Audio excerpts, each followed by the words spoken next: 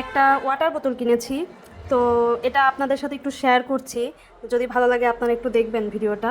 তো এটা আমি আজকে কিনে এনেছি। ওরা বলেছে এটার মধ্যে 7-8 ঘন্টা আর কি গরম জল থাকবে।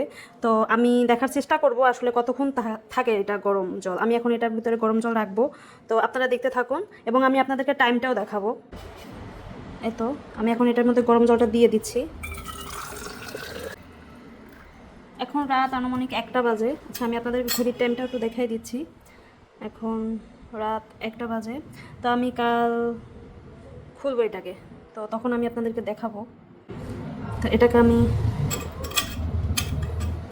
একটু ভালো করে লাগাই দিব। এই তো আমি এটার ভিতরে জল দিয়ে ভালো করে আটকে রেখেছি। এটা মেবি এয়ার টাইট, এটার ভিতর থেকে জল পড়ার কোনো সম্ভাবনা নেই। এই তো এখন আমি এটাকে রেখে দিব। কালকে আমি আপনাদের সাথে আবার এটাকে শেয়ার করব যে কতটা গরম আছে এই জলটা। হ্যালো এভরিওয়ান, আমি এটার পরে প্রায় 7 ঘন্টা পরে এটার ভিডিও আবার নিয়ে আসলাম।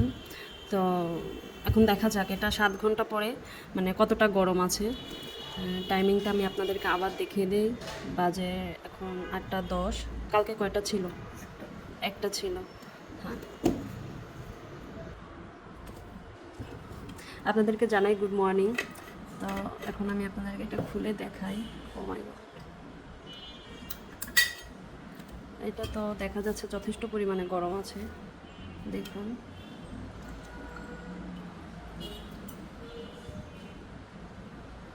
হ্যাঁ, এটা ভালোই বেশ গরম আছে এখনও।